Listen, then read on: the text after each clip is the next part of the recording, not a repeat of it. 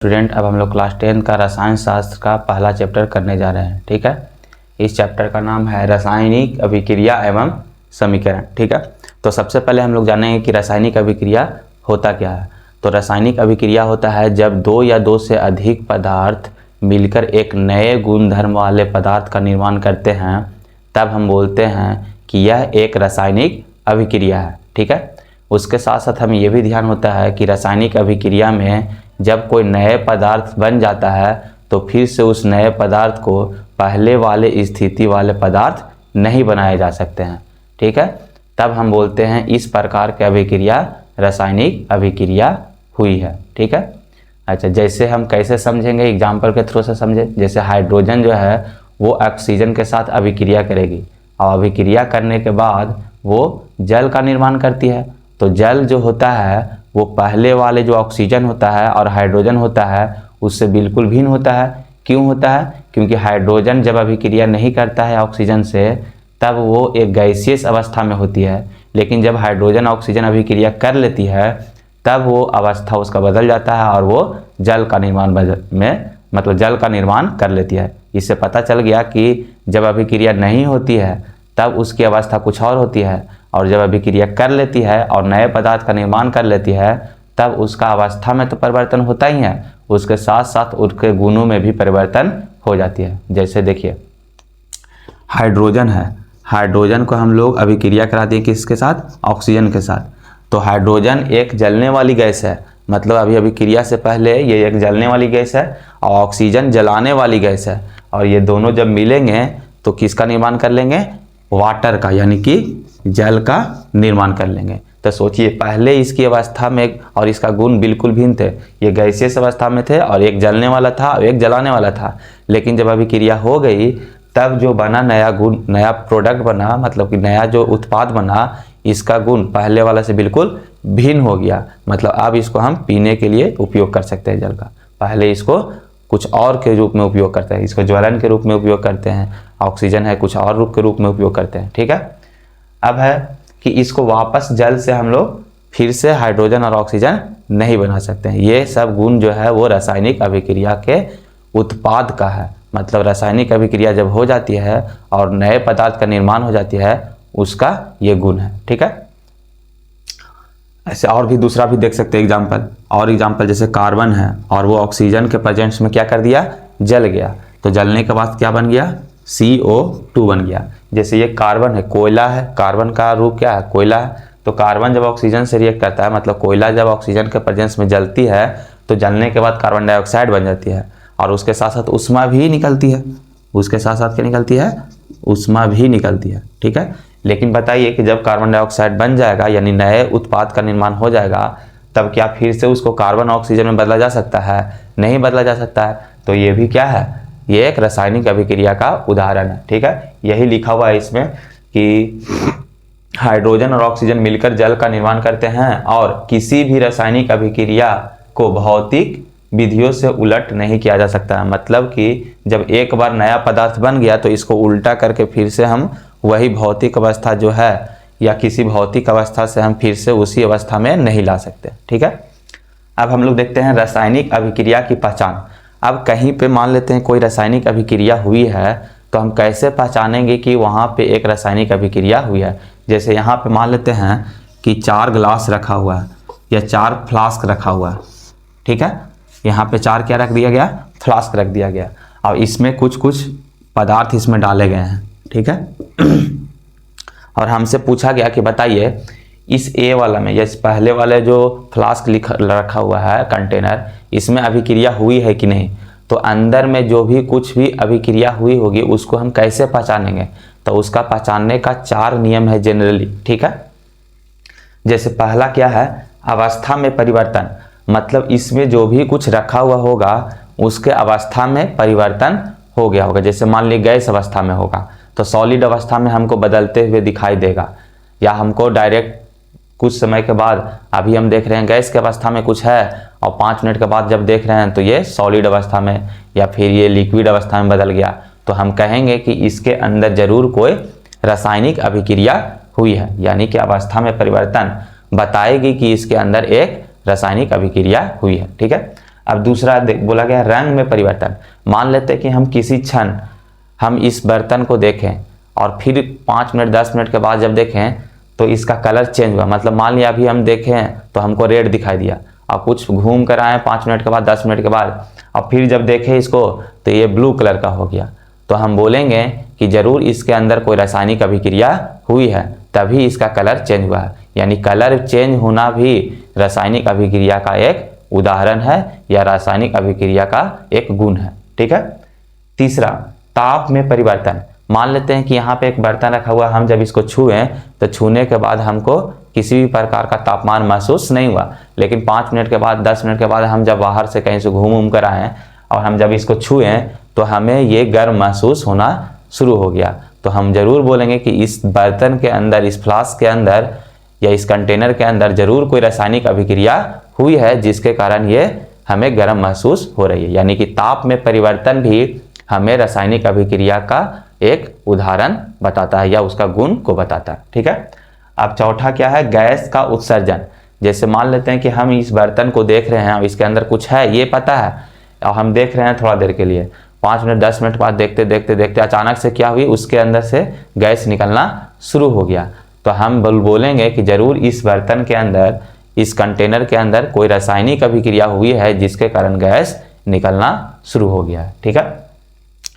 फिर है अवक्षेप का बनना। अवक्षेप का मतलब होता है जैसे पानी में बालू को जब डालते हैं तो बालू नीचे वाला सतह पे बैठ जाती है कि नहीं, उसी को हम लोग बोलते हैं अवक्षेप। तो जब कोई रासायनिक अभिक्रिया होगी तो वो रासायनिक अभिक्रिया होने के बाद उसके सतह पे, यानी कि बर्तन के सतह पे कुछ छोटे छोटे क्रिस्टल के फॉर्म में जम जाएंगे या बच जाएंगे या हमको दिखाई देंगे, तो बोलेंगे कि उसके अंदर भी क्या हुआ है, एक रासायनिक अभिक्रिया हुई है। यानी ये सब गुण जो है किसी भी रासायनिक अभिक्रिया होने का या परिवर्तन का गुण बताएगा। ठीक है। यानी इतना सब परिवर्तन अगर होगा तो हम बोलेंगे कि उसके अंदर एक रासायनिक अभिक्रिया हुई है। ठीक है।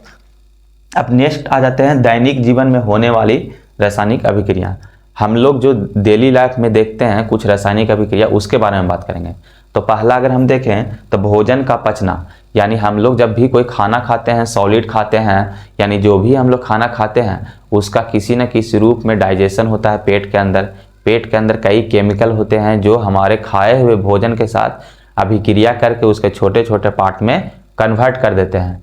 तो हम बोलेंगे कि ये जो हमारे भोजन का पचना है वो एक रासायनिक अभिक्रिया के द्वारा ही संपन्न होती है। ठीक है। तो ये हो गया भोजन का पचना। तो भोजन का पचना कैसा है, एक रासायनिक अभिक्रिया ही है। दूसरा, श्वसन। जब हम लोग क्या करते हैं, हम लोग बाहर से ऑक्सीजन को ग्रहण करते हैं और ग्रहण करने के बाद यही ऑक्सीजन अंदर में किसी तरह से रासायनिक अभिक्रिया होती है ब्लड के साथ, हीमोग्लोबिन, ग्लूकोज के साथ। उसके बाद कई अभिक्रियाएं हमारे शरीर में होती है और फिर से हम लोग बाहर क्या छोड़ते हैं, तो कार्बन डाइऑक्साइड छोड़ते हैं। इससे मतलब है कि हमने ऑक्सीजन को ग्रहण किया और छोड़े क्या, कार्बन डाइऑक्साइड। यानी हम लोग उत्पाद क्या किए, कार्बन डाइऑक्साइड का। ठीक है। तो इस तरह से ये भी क्या है, श्वसन भी एक रासायनिक अभिक्रिया का उदाहरण है। ठीक है। अब लोहे पर जंग लगना। जैसे हम लोग घरों में क्या करते हैं घरों में छत पे मान लेते हैं कि रॉड रख देते हैं या छड़ रखा हुआ रहता है, तो वो छड़ पे बाहर से, यानी कि हमारे वायुमंडल में जो ऑक्सीजन और जो नमी होती है और जो पानी होता है वो उस रॉड के साथ, यानी उस छड़ के साथ संपर्क में आती है और संपर्क में आने से उसके बीच में अभिक्रियाएं होती है और अभिक्रियाएं होने के बाद उस लोहे के ऊपर लाल लाल परत जम जाती है, जिसे हम लोग क्या बोलते हैं, जंग बोलते हैं। तो वो जो लाल लाल परत जंग बना है वो वास्तव में उस छड़ पे ऑक्सीजन, जल और नमी के कारण नया उत्पाद बना है जिसको हम लोग जंग बोलते हैं। तो हम लोग बोलेंगे कि ये भी क्या है, एक रासायनिक अभिक्रिया का उदाहरण है, क्योंकि रासायनिक अभिक्रिया हुआ तभी तो जंग बना है, तो जंग तो एक उत्पाद हुआ। इस तरह से हम बोलेंगे कि जंग लगना भी क्या है, एक रासायनिक अभिक्रिया है। चौथा है डी, दही का बनना। जैसे हम लोग क्या करते हैं, जब दूध को गर्म करते हैं, पूरा खौलाते हैं, खौलाने के बाद उसमें थोड़ा बहुत क्या करते हैं, दही डाल देते हैं। दही में वास्तव में क्या होता है, लैक्टोबैसिलस एक बैक्टीरिया होता है जो दही को क्या करता है, दूध को क्या करता है, वो जमा देता है या किसी तरह से उसको मतलब चेंज कर देता है, उसको क्रिस्टल के फॉर्म में बदल देता है। मतलब कि लिक्विड से उसको थोड़ा थोड़ा क्या करता है, उसमें से मतलब जमने वाला कुछ ये बैक्टीरिया क्या करता है, कन्वर्ट करता था, बस ये याद रखना है। तो इस तरह से क्या हुआ कि दही जो होता है वो दूध के द्वारा बनता था। दूध तो रहता है लिक्विड, लेकिन जब दही बनता है तो वो थोड़ा क्या होता है, ठोस टाइप का हो जाता है। तो दही, दूध से दही का जमना भी क्या है, एक रासायनिक अभिक्रिया का उदाहरण है। ठीक है, तो ये याद रखना है। ठीक है, अब हम लोग देखेंगे अभिकारक किसे कहते हैं। ठीक है, तो अभिकारक किसे कहते हैं, तो जब किसी रासायनिक अभिक्रिया में कोई भी पदार्थ भाग लेता है तो वही जो भाग लिया हुआ पदार्थ है वो अभिकारक कहलाता है। ठीक है, दूसरा है उत्पाद किसे कहते हैं, तो ऐसे पदार्थ जो रासायनिक अभिक्रिया होने के बाद निर्माण होता है तो उस पदार्थ को हम लोग बोलते हैं उत्पाद बोलते हैं। ठीक है, जैसे उदाहरण के तौर पे हम अगर लेते हैं तो हाइड्रोजन और ऑक्सीजन दोनों क्या किए हैं, अभिक्रिया किए हैं, तो ये दोनों पदार्थ को हम क्या बोलेंगे, अभिकारक बोलेंगे। ठीक है, और इन दोनों के अभिक्रिया होने से जो नए पदार्थ बना है उसको क्या बोलेंगे, तो उत्पाद बोलेंगे। जैसे हम बोले एग्जाम्पल दूसरा तरीका से अगर हम लेकर समझाना चाहें तो मान लेते हैं कि ए एक पदार्थ है और बी एक पदार्थ है। ठीक है, अच्छा पदार्थ के रूप में कुछ भी हो सकता है, या तो यौगिक भी हो सकता है या कोई तत्व भी हो सकता है। ठीक है, तो ये ध्यान रखिएगा। तो ए और बी क्या ले लिए, दो पदार्थ ले लिए, तो ये जो दो पदार्थ लिए हैं अभिक्रिया कराने के लिए, तो यही दो पदार्थ को हम लोग क्या बोलते हैं, तो अभिकारक बोलते हैं, क्योंकि यही अभिक्रिया में भाग लिया है तो भाग लेने वाले को ही क्या बोलते हैं, अभिकारक बोलते हैं। और जब ये अभिक्रिया हो जाएगी तो अभिक्रिया होने के बाद मान लेते हैं कि ए बी एक नया पदार्थ का निर्माण हुआ है, तो जो पदार्थ का नया निर्माण हुआ है इसे हम बोलेंगे उत्पाद। क्या बोलेंगे, उत्पाद। यानी ये हो गया अभिकारक, ये हो गया अभिकारक, और ये हो गया उत्पाद। ठीक है, ये हो गया अभिकारक और ये हो गया उत्पाद। उसी तरह से एक और एग्जांपल लिए कि जिंक है और ये है हाइड्रोजन सल्फेट। जब जिंक हाइड्रोजन सल्फेट के साथ अभिक्रिया करेगी तो नए पदार्थ का निर्माण करेगी। अच्छा, नया पदार्थ दो भी हो सकता है और दो से अधिक भी हो सकती है। ठीक है, तो ये हो गया आपका एक पदार्थ और एक पदार्थ ये हो गया। तो ये राइट साइड में हमेशा याद रखिएगा कि अभिकारक हमेशा बाएं तरफ लिखा जाता है और उत्पाद दाएं तरफ। ये कौन बताता है, तो ये एरो हेड बताता है कि हमारा जो उत्पाद हुआ है वो आगे की ओर हुआ है, फॉरवर्ड हुई है। ठीक है, तो ये हो गया आपका अभिकारक और ये हो गया उत्पाद हो गया। ठीक है, उसी तरह से अब हम आगे देखेंगे रासायनिक समीकरण किसे कहते हैं। इससे हम लोग पहले पढ़े थे रासायनिक अभिक्रिया किसे कहते हैं, अब हम लोग पढ़ने जा रहे हैं रासायनिक समीकरण किसे कहते हैं। ठीक है, तो रासायनिक समीकरण किसे कहते हैं, तो रासायनिक अभिक्रिया को ही हम लोग क्या कहते हैं, रासायनिक समीकरण कहते हैं। लेकिन उस रासायनिक अभिक्रिया में जो हम लोग अभिकारक लेते हैं, यानी कि जो अभिक्रिया करने के लिए जो हम लोग तत्व या यौगिक लेते हैं उसको हम सूत्र के रूप में लिखते हैं या उसका मतलब उसका प्रतीक के रूप में लिखते हैं। और उसके बाद जो नए तत्व का निर्माण होता है यानी उत्पाद जो होता है उधर भी हम क्या करते हैं, उस सूत्र के रूप में लिखते हैं या तो प्रतीक के रूप में लिखते हैं। यानी किसी रासायनिक अभिक्रिया को उत्पाद और अभिकारक को प्रतीक या सूत्र के रूप में हम दर्शाते हैं, तब उस अभिक्रिया को ही हम लोग क्या बोल देते हैं, रासायनिक समीकरण बोल देते हैं। ठीक है, तो वही लिखा है रासायनिक अभिक्रिया को रासायनिक समीकरण के द्वारा निरूपित किया जाता है। रासायनिक समीकरण के अभिकारकों और उत्पादों में पदार्थ के प्रतीक या सूत्र को इस्तेमाल किया जाता है। ठीक है, यानी कि अभिक्रिया जो होती है तो अभिकारक होता है और उत्पाद होता है। तो अभिकारक और उत्पाद को हम लोग सूत्र या संकेत के रूप में जब दर्शाते हैं तो वही रिएक्शन यानी वही अभिक्रिया जो होती है वही अभिक्रिया रासायनिक समीकरण बन जाती है। ठीक है, तो ये हो गया रासायनिक समीकरण। अच्छा, एक चीज़ और ये ध्यान रखना है कि जितने भी रासायनिक समीकरण होते हैं उसे हम लोग उसकी भौतिक अवस्था के रूप में भी दर्शाते हैं। ठीक है, भौतिक अवस्था क्या होता है वो थोड़ा सा आपको समझा देते हैं। ठीक है, देखिए भौतिक अवस्था किसे कहते हैं। भौतिक अवस्था का मतलब होता है उसकी अवस्था को बताना। जैसे एल से जो डिनोट किया जाता है वो लिक्विड को डिनोट किया जाता है जिसको हम लोग द्रव बोलते हैं। उसके बाद एस से हम लोग सॉलिड को डिनोट करते हैं जिसको हम लोग क्या बोलते हैं, ठोस बोलते हैं। उसके बाद गैस को जी से डिनोट करते हैं, क्या है ये, गैस। ठीक है। तो देखिए यहाँ पे आपको यह याद रखना है कि द्रव अवस्था को हम लोग L से डिनोट करते हैं, ठोस अवस्था को S से डिनोट करते हैं और गैसीय अवस्था को G से डिनोट करते हैं। यही हो गया भौतिक अवस्था, ठीक है। तो Z जो है ये है सॉलिड, तो इसको हम लोग ये एक रासायनिक अभिक्रिया, इस रासायनिक अभिक्रिया को हम ये सारा जो लिखा हुआ है, ये संकेत लिखा हुआ है या तो फार्मूला लिखा हुआ है, सूत्र लिखा हुआ है, ठीक है, और ये भी सूत्र लिखा हुआ है और ये भी संकेत लिखा हुआ है। तो रासायनिक समीकरण में तो यही तो बोला गया है कि रासायनिक अभिक्रिया को संकेत में लिखते हैं और सूत्र में लिखते हैं, ठीक है, और उसके साथ साथ उसके भौतिक अवस्था को भी हम लोग बताते हैं। तो भौतिक अवस्था का मतलब हम बताएंगे कि जिंक जो है वो अभिकारक में कैसे अवस्था में है, तो हम बोलेंगे ये सॉलिड अवस्था में है, ठीक है। और ये जो है वो क्या है, तो जलीय अवस्था, जलीय अवस्था। जलीय अवस्था क्यों बोल रहे हैं, लिक्विड क्यों नहीं बोल रहे हैं? जलीय अवस्था का मतलब होता है कि इसमें पानी भी मिला हुआ रहता है। जैसे हम दूध है उसमें पानी मिलाते हैं कि नहीं, तो उसी को हम लोग बोलते हैं जलीय अवस्था, और उसको डिनोट करते हैं एक्वस के रूप में, AQU लिखते हैं, और इसको पूरा लिखते हैं AQUIOUS, ठीक है, और इसी को बोलते हैं जलीय अवस्था, ठीक है। यहाँ पे जलीय इधर से होगा जलीय अवस्था, ठीक है।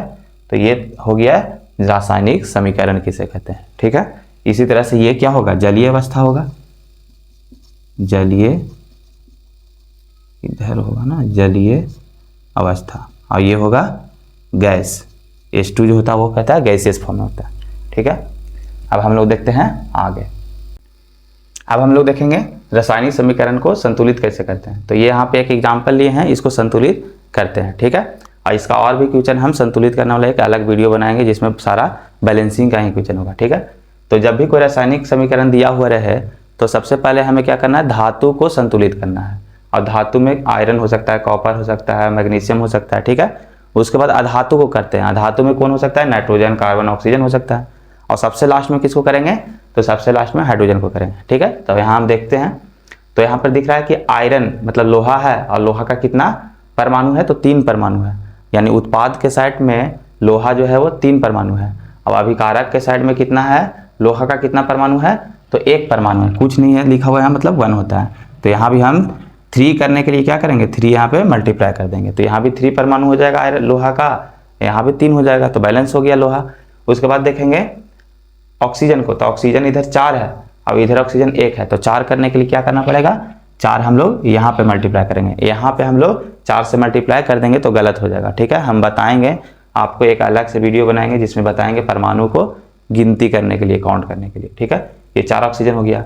अब देखेंगे हाइड्रोजन, तो हाइड्रोजन उत्पाद के साइड में कितना है, 2 है, और इधर हाइड्रोजन कितना है, तो 4 दूना 8 हाइड्रोजन है। तो यहाँ भी 8 करने के लिए क्या करेंगे, 4 से मल्टीप्लाई कर देंगे, तो इधर भी क्या हो गया, 8 हाइड्रोजन परमाणु हो गया, तो ये बैलेंस हो गया, ठीक है। उसी तरह से और भी ले सकते हैं, जैसे हम ले लिए मैग्नीशियम और ऑक्सीजन, ये दोनों रिएक्ट करके क्या बना दिया, मैग्नीशियम ऑक्साइड। तो यहाँ पे पहले मैग्नीशियम को देखेंगे, तो मैग्नीशियम कितना है, 1 है, अब इधर भी 1 है, तो ये बैलेंस है ऑलरेडी। फिर ऑक्सीजन को देखेंगे, तो इधर राइट साइड में 1 है परमाणु, 1 परमाणु है ऑक्सीजन का, और इधर कितना है ऑक्सीजन का, 2 परमाणु है। तो 2 करने के लिए क्या करना पड़ेगा, यहाँ मल्टीप्लाई करते हैं, कोई यहाँ अगर कर देंगे या बीच में कर देंगे तो गलत हो जाएगा, ठीक है। फिर हम लोग देखेंगे कि मैग्नीशियम इधर 2 हो गया, क्यों हो गया, जब ऑक्सीजन को 2 किए तो मैग्नीशियम भी 2 हो गया। तो फिर से इधर आएंगे और देखेंगे कि मैग्नीशियम कितना है, तो देखेंगे 1, तो फिर 2 से मल्टीप्लाई कर देंगे, तो क्या हो गया, संतुलित हो गया, ठीक है।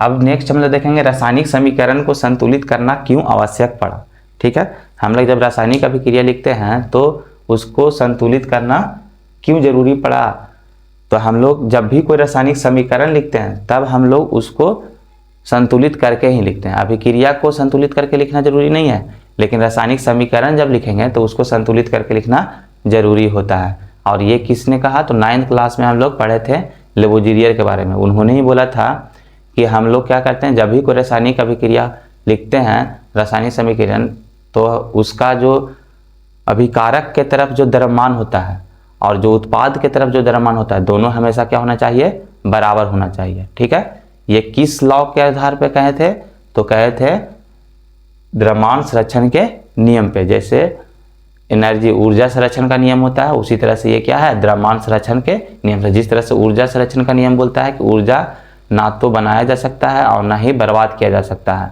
ऊर्जा को सिर्फ एक अवस्था से दूसरी अवस्था में बदला जा सकता है। उसी तरह से मास यानी द्रव्यमान संरक्षण का नियम भी बोलता है कि द्रव्यमान भी ना तो बनाया जा सकता है और ना ही बिगाड़ा जा सकता है या बर्बाद किया जा सकता है, सिर्फ इसको एक अवस्था से दूसरे अवस्था में बदला जा सकता है। तो यहाँ पे बदला गया मतलब कि अभिकारक के तरफ जो द्रव्यमान होगा वो अभिक्रिया करने के बाद जब नया उत्पाद का निर्माण करेगा तो उसका भी द्रव्यमान क्या होना चाहिए, बराबर होना चाहिए।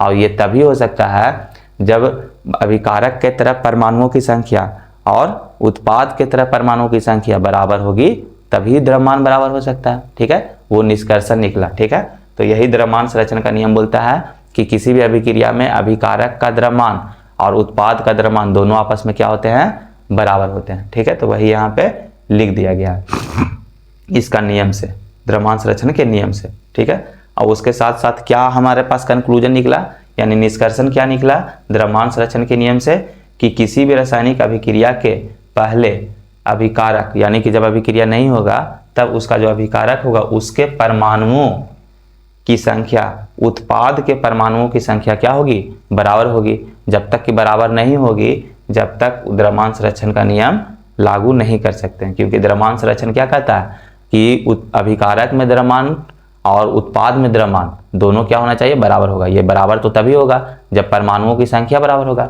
जैसे इधर जितना मैग्नीशियम इधर होगा उतना ही नंबर ऑफ यानी जितना मैग्नीशियम के परमाणु होंगे अभिकारक के तरफ उतना ही इधर होगा, तब ना बराबर होगा। इसीलिए उसके परमाणुओं की संख्या देखेंगे। रासायनिक अभिक्रिया के प्रकार। ठीक है, तो रासायनिक अभिक्रिया जो होते हैं जनरली हम लोग 4 प्रकार के पढ़ते हैं। पहला क्या है तो संयोजन अभिक्रिया, दूसरा क्या है तो वियोजन अभिक्रिया, तीसरा क्या है तो विस्थापन अभिक्रिया और चौथा क्या है तो द्विविस्थापन अभिक्रिया। ठीक है, इसके अलावा भी हम लोग और भी रासायनिक अभिक्रिया पढ़ते हैं। वो कौन सा है तो इसी के अंदर आता है ऊष्माक्षेपीय अभिक्रिया, ऊष्माशोषी अभिक्रिया, उसके बाद अवकारक हो गया, ये अपचयन अभिक्रिया हो गया, उपचयन अभिक्रिया हो गया। ठीक है, ये सारे हम इसी टाइप का मतलब इसी रासायनिक अभिक्रिया के प्रकार में पढ़ते हैं। ठीक है, तो आइए हम लोग पहले देखते हैं रासायनिक अभिक्रिया के प्रकार का पहला रासायनिक अभिक्रिया संयोजन अभिक्रिया। तो संयोजन अभिक्रिया नाम से पता चल रहा है कि संयोजन अभिक्रिया का मतलब 2 या 2 से अधिक पदार्थ मिलकर एक नए पदार्थ का निर्माण करते हैं, उसी को हम लोग क्या बोलेंगे संयोजन अभिक्रिया बोलेंगे। ठीक है, इसमें ये बात हमेशा ध्यान रखना चाहिए कि इसमें जो अभिक्रिया के बाद जो नए पदार्थ का निर्माण होगा वो सिर्फ एक होगा, एक से ज़्यादा नहीं होगा। मतलब कि 2 या 2 से अधिक पदार्थ मिलकर एक नए पदार्थ का निर्माण करेगा, तो हम बोलेंगे ये क्या है संयोजन अभिक्रिया। ठीक है, इसका एग्जाम्पल अगर हम लोग देखें तो एग्जाम्पल हम लोग देखेंगे कोयले का दहन। और इससे पहले हम लोग अगर बेसिक एग्जाम्पल देखना चाहें तो बोल सकते हैं कि अगर A एक पदार्थ है और B एक पदार्थ है तो ये 2 पदार्थ हो गए और दोनों मिलकर क्या कर दिए एक नए पदार्थ C का निर्माण करेंगे। ठीक है, तो इस प्रकार के जितने भी अभिक्रियाएं होंगे वो कहलाएंगे संयोजन अभिक्रिया। ठीक है, इसमें हम देख रहे हैं कि उत्पाद की तरफ क्या है मात्र एक ही उत्पाद है। ठीक है, तो इस प्रकार के बोलेंगे संयोजन। दूसरा एग्जाम्पल अगर देखें कोयले का दहन। कोयले का दहन मतलब कार्बन और ऑक्सीजन के उपस्थिति में जलेगा तो क्या बना लेगा कार्बन डाइऑक्साइड। तो इसका अगर उदाहरण देखें तो इसका उदाहरण होगा कार्बन प्लस ऑक्सीजन मिलकर क्या बना लेगा CO2। तो ये भी एग्जाम्पल है संयोजन अभिक्रिया कि दोनों संयोग हो गया और एक नया उत्पाद हो गया। उसके बाद जल का निर्माण। जल में भी क्या होता है तो हाइड्रोजन और ऑक्सीजन मिलते हैं और H2O का निर्माण करते हैं। तो ये सारे क्या हैं संयोजन अभिक्रिया के उदाहरण हैं। दूसरा है वियोजन अभिक्रिया। वियोजन का मतलब होता है वियोग होना, अलग होना। तो यहाँ पे हमें अब इस वियोजन अभिक्रिया के नाम से पता चल गया कि यहाँ पे क्या होगा, यहाँ पे 2 नए पदार्थ मिलकर एक नए पदार्थ का निर्माण करते थे। तो यहाँ क्या होगा एक पदार्थ जो होगा उसका वियोजन होगा और वो टूटकर 2 या 2 से अधिक पदार्थ में बदल जाएंगे। तो इस प्रकार के अभिक्रिया को क्या बोलेंगे वियोजन अभिक्रिया। ठीक है, तो वही लिखे हैं वैसी अभिक्रिया जिसमें एक अभिकारक 2 या 2 से अधिक पदार्थों में या अधिक उत्पाद में बदल जाए तो हम बोलेंगे वो अभिक्रिया क्या है वियोजन अभिक्रिया। तो उदाहरण के लिए इसका कई उदाहरण हम लोग देख सकते हैं। जैसे उदाहरण में देखें कैल्शियम कार्बोनेट CaCO3, इसको जब हीट किया जाता है, इसको गर्म किया जाता है तो ये टूट जाता है कैल्शियम ऑक्साइड में और कार्बन डाइऑक्साइड में। ठीक है, ये अभिक्रिया जो है उदाहरण है किसका, वियोजन अभिक्रिया का। इसके अलावा और भी कई उदाहरण हैं जो कई प्रकार के अभिक्रिया से संपन्न होती है। वियोजन अभिक्रिया कौन कौन प्रकार के होते हैं और भी, यानी वियोजन अभिक्रिया के अंदर भी क्या है, प्रकार है, और वो है ऊष्मीय वियोजन। यानी जब हम ऊष्मा देकर एक पदार्थ को दो या दो से अधिक पदार्थों में बदल देंगे तो हम बोलेंगे उस अभिक्रिया को ऊष्मीय वियोजन, क्योंकि ऊष्मा के कारण वियोजन हुआ है। दूसरा वैद्युत वियोजन, जब हम एक पदार्थ को विद्युत देकर अगर हम दो या दो से अधिक पदार्थों में बदल देंगे तब भी उससे क्या बोलेंगे, वैद्युत वियोजन बोलेंगे, यानी विद्युत देने से हुआ। उसके बाद प्रकाशीय वियोजन, यानी प्रकाश, सूर्य के प्रकाश देकर अगर एक पदार्थ को दो या दो से अधिक पदार्थों में बदलेंगे तो उसको बोलेंगे ऊष्मीय वियोजन।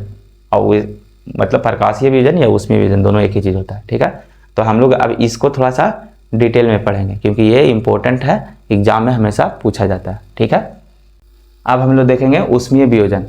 ठीक है, इससे पहले हम लोग वियोजन अभिक्रिया पढ़ चुके हैं कि वियोजन अभिक्रिया क्या होती है कि जब एक अभिकारक दो या दो से अधिक उत्पाद में बदल जाती है तो उसे हम क्या बोलते हैं, वियोजन अभिक्रिया बोलते हैं। उसी के अंदर में क्या है, यह है ऊष्मीय वियोजन, यानी वियोजन तो होगा लेकिन ऊष्मा के कारण होगा, तब हम उसको क्या बोलेंगे, ऊष्मीय वियोजन। यानी बोल सकते हैं कि जब एक अभिकारक ऊष्मा के कारण दो या दो से अधिक पदार्थों में परिवर्तित हो जाती है तो इस प्रकार के अभिक्रिया को ऊष्मीय वियोजन बोलते हैं। ठीक है, उसका उदाहरण कैल्शियम कार्बोनेट पर जब ऊष्मा देते हैं यानी गर्म करते हैं तो ये कैल्शियम ऑक्साइड और कार्बन डाइऑक्साइड में टूट जाती है। ठीक है, ये उदाहरण है आपका उसमें ऊष्मीय वियोजन का। ठीक है, अब वैद्युत वियोजन, वैद्युत वियोजन का मतलब वैसी अभिक्रिया जिसमें विद्युत धारा प्रवाहित करने से कोई अभिकारक दो या दो से अधिक पदार्थों में परिवर्तित हो जाएगा तो उसे क्या बोलेंगे, वैद्युत वियोजन बोलेंगे। ठीक है, इसका उदाहरण है जल में जब विद्युत धारा प्रवाहित करते हैं तो हाइड्रोजन और ऑक्सीजन में परिवर्तित हो जाती है। ठीक है,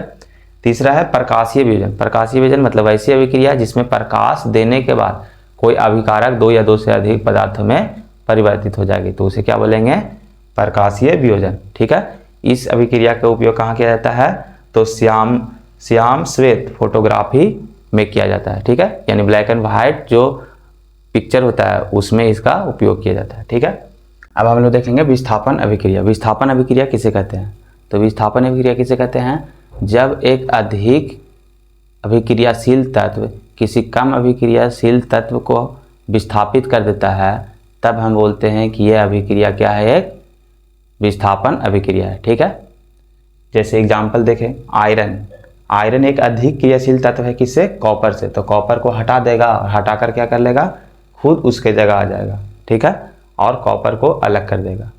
तो ये एग्जाम्पल है किसका, विस्थापन अभिक्रिया को। इस विस्थापन अभिक्रिया को ही एकल विस्थापन अभिक्रिया भी बोलते हैं। ठीक है, तो याद रखिएगा विस्थापन अभिक्रिया किसे कहते हैं, वैसी अभिक्रिया जिसमें अधिक अभिक्रियाशील तत्व कम अभिक्रियाशील तत्व को उसी के यौगिक से हटाकर एक नए यौगिक का निर्माण कर लेता है, उसे क्या बोलते हैं, तो एकल विस्थापन अभिक्रिया या विस्थापन अभिक्रिया बोलते हैं। ठीक है, इसका एग्जाम्पल हो गया ये। दूसरा हो गया द्विविस्थापन अभिक्रिया किसे कहते हैं, तो द्विविस्थापन अभिक्रिया किसे कहते हैं, तो वैसी अभिक्रिया जिसमें यौगिक के आयनों के आदान प्रदान के कारण अभिक्रिया संपन्न होती है। ठीक है, जिसमें दो यौगिक का अभिक्रिया आयनों के आदान प्रदान से होता है और एक नए यौगिक का निर्माण होता है या एक से अधिक भी यौगिक का निर्माण होगा। ठीक है, तो वैसे अभिक्रिया को क्या बोलते हैं, द्विविस्थापन अभिक्रिया। ठीक है, वैसी अभिक्रिया जिसमें उत्पादों का निर्माण दो यौगिकों के बीच आयनों के आदान प्रदान से होता है उसे द्विविस्थापन अभिक्रिया कहते हैं। ठीक है, जैसे एग्जाम्पल है बेरियम सल्फेट। बेरियम सल्फेट नहीं, यहाँ पे सोडियम सल्फेट लिया गया, बेरियम सल्फेट का भी एक एग्जाम्पल है। तो यहाँ पे सोडियम सल्फेट को अगर हम अभिक्रिया करा दें किसके साथ, बेरियम क्लोराइड से, तो इन दोनों यौगिकों के आयनों के क्या होंगे, एक्सचेंज होगा, मतलब आयनों के आदान प्रदान से होंगे। इसका आयन्स वाला इसके पास चला जाएगा, इसका वाला इसके पास चला जाएगा और तब एक नए यौगिक का निर्माण होगा। ठीक है, तब हम बोलेंगे इस प्रकार की अभिक्रिया द्विविस्थापन अभिक्रिया होती है। इसमें ये याद रखना है कि इसमें अधिक अभिक्रियाशील तत्व कम अभिक्रियाशील तत्व से कोई मतलब नहीं है, इसमें आयनों के आदान प्रदान से होते हैं, इसको द्विविस्थापन बोलते हैं। ठीक है, इस अभिक्रिया में क्या होता है, जो बेरियम सल्फेट बनता है वो अवक्षेप के रूप में उस अभिक्रिया में नीचे कंटेनर में जम जाती है। ठीक है, तो ये अभिक्रिया एग्जाम्पल याद रखना। ठीक है, एक होता है बेरियम सल्फेट का एग्जाम्पल होता है, सोडियम नाइट्रेट का भी होता है। ठीक है, तो हम एक एग्जाम्पल से आपको समझाने की कोशिश किए हैं। ठीक है, तो ये हो गया द्विविस्थापन। अब हम लोग देखेंगे ऑक्सीकारक एवं अवकारक किसे कहेंगे। तो ऑक्सीकारक पहले देखते हैं। ऑक्सीकारक किसे कहते हैं, तो ऑक्सीकारक वह पदार्थ है जिसका खुद का उपचयन होता है और दूसरे का अपचयन कर देता है, उसे क्या बोलते हैं, तो ऑक्सीकारक बोलते हैं। उसके बाद अवकारक किसे कहते हैं, तो वह अवकारक वह पदार्थ है जिसमें खुद का अपचयन होता है और दूसरे को उपचयन कर देता है, उसे क्या बोलते हैं, उसे बोलते हैं अवकारक बोलते हैं। ठीक है, तो ऑक्सीकारक और अवकारक को पता करने के लिए पहले क्या करना है, जो दिया गया अभिक्रिया है उस अभिक्रिया में अपचयन और उपचयन को पहले निकालते हैं। ठीक है, इसमें देखिए अपचयन का ही दूसरा नाम अवकरण है और उपचयन का ही दूसरा नाम ऑक्सीकरण है। तो ये पहले निकालना है अपचयन उपचयन दिए गए अभिक्रिया में, तो दोनों को क्या करना है, निकालना है। तो हमें पता है कि अपचयन कब होता है, जब ऑक्सीजन अलग होता है। तो देखिए यहाँ पे कॉपर ऑक्साइड, यहाँ पे ऑक्सीजन साथ में था और यहाँ पे कॉपर अकेले हो गया, तो यहाँ पे इसका क्या हुआ है, तो अपचयन है। अपचयन का ही दूसरा नाम क्या है, तो अवकरण है। ठीक है, अब दूसरा में क्या है कि अगर ऑक्सीजन जुड़ेगा तो उसको हम क्या बोलते थे, उपचयन बोलते थे। तो यहाँ पे देखिए हाइड्रोजन था, अब H2 हो गया तो ऑक्सीजन जुड़ गया, तो इसको क्या बोलेंगे, उपचयन बोलेंगे। इसी का दूसरा नाम क्या है, ऑक्सीकरण नाम है। ठीक है, तो ये दोनों निकल गया, लेकिन हमें पता करना है कि ऑक्सीकारक किसे कहते हैं और अवकारक किसे कहते हैं। तो देखिए ध्यान दीजिए, जिसका अवकरण होगा, जिसका क्या होगा, अवकरण होगा, उसको हम लोग बोलेंगे ऑक्सीकारक, उल्टा बोलेंगे, ये ध्यान देना है। ठीक है, यानी जिसका अवकरण होगा उसे क्या बोलेंगे, तो उसे बोलेंगे ऑक्सीकारक। ठीक है, और जिसका क्या होगा, ऑक्सीकरण होगा, उसको बोलेंगे अवकारक बोलेंगे। तो इसको क्या बोलेंगे, अवकारक। बस यही ध्यान में रखना है कि जिसका अवकरण होगा उसको बोलेंगे ऑक्सीकारक और जिसका ऑक्सीकरण होगा उसको बोलेंगे अवकारक। ठीक है, तो यही हमें पता करना था। तो ये हो गया। अब एक वर्ड और आ गया कि हम लोग रेडॉक्स रिएक्शन, रेडॉक्स अभिक्रिया किसे कहते हैं, तो जिस अभिक्रिया के अंदर ऑक्सीकरण और अवकरण दोनों होते हैं उस अभिक्रिया को बोलते हैं रेडॉक्स अभिक्रिया। ठीक है, तो इसमें देखिए अवकरण भी हो रहा है, ऑक्सीकरण, मतलब अपचयन भी हो रहा है, उपचयन भी हो रहा है। तो इस प्रकार के अभिक्रिया क्या कहलाएंगे, रेडॉक्स अभिक्रिया। यानी इसी को हम लोग एक और नाम बोल सकते हैं, रेडॉक्स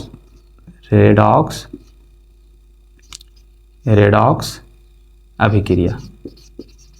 ठीक है, यानी जिसमें ऑक्सीकरण अवकरण दोनों होता है उसे रेडॉक्स अभिक्रिया बोलते हैं। ठीक है, अब हम लोग लास्ट टॉपिक देखेंगे। ठीक है, कि लोहा के लिए होता है, लेकिन अब हम लोग देखेंगे दैनिक जीवन में उपचयन ऑक्सीकरण अभिक्रिया का क्या प्रभाव है। ठीक है, तो पहला देखेंगे संक्षारण। संक्षारण क्या होता है, तो जब किसी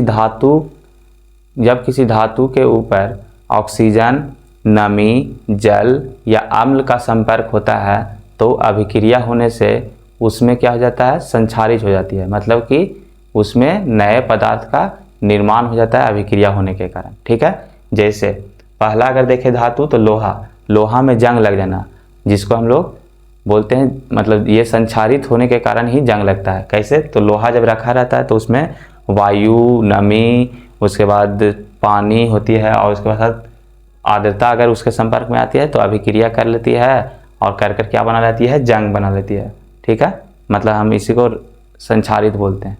दूसरा है चांदी पर काला होना, यानी कि वायुमंडल, चांदी जो होता है वायुमंडल में उपस्थित नमी, कार्बन डाइऑक्साइड से अभिक्रिया करके क्या बना लेती है, एक परत बना लेती है जो हमारे चांदी को क्या कर देता है, काला कर देता है। ठीक है, तांबे पर हरी परत, यानी कि तांबा भी होता है, उस पर भी क्या होता है कि वायुमंडल में जो कार्बन डाइऑक्साइड होता है वो, या फिर बोल सकते हैं कि नमी होती है, पानी होती है, ऑक्सीजन होती है, ये सब के संपर्क में आने से ये अभिक्रिया कर लेती है, अभिक्रिया करके एक परत का निर्माण कर लेती है जिसका कलर कैसा होता है, हरा होता है। तो हम बोलते हैं कि वो संक्षारित हो गया है। ठीक है, तो ये हो गया संक्षारण। अब हम लोग दूसरा है विक्रय गंधित। विक्रय गंधित का मतलब होता है किसी पदार्थ का स्वाद या स्मेल में परिवर्तन हो जाना। जैसे जनरली क्या होता है, खाद्य पदार्थ होते हैं, खाने वाला पदार्थ होते हैं, जो तैलीय पदार्थ होते हैं, वसा वाला पदार्थ जो होते हैं, उसका वायु के संपर्क में ज़्यादातर लगातार रहने से क्या होता है, उसके स्वाद में और उसके गंध दोनों में क्या हो जाते हैं, परिवर्तन हो जाते हैं। ठीक है, उसी को बोलते हैं विक्रय गंधित बोलते हैं। ठीक है, वही लिखा है, खाद्य सामग्री वायु के संपर्क में लगातार रहने से क्या होता है, उसमें गंध में परिवर्तन हो जाता है और उसके स्वाद में भी परिवर्तन हो जाता है। ठीक है, उसी को बोलते हैं विक्रय गंधित। ठीक है, अब ये जो चैप्टर है वो पूरी तरह से कंप्लीट हो गया है और ये बहुत ही इम्पोर्टेंट चैप्टर है और इस पे आप दोबारा वीडियो को देख लीजिएगा अगर समझ में नहीं आया तो। और प्लीज़ अगर आपको जितना बताए हैं और समझ में आया है तो चैनल को सब्सक्राइब ज़रूर करें। ठीक है, और शेयर भी ज़रूर कर दें। ठीक है, धन्यवाद, थैंक यू।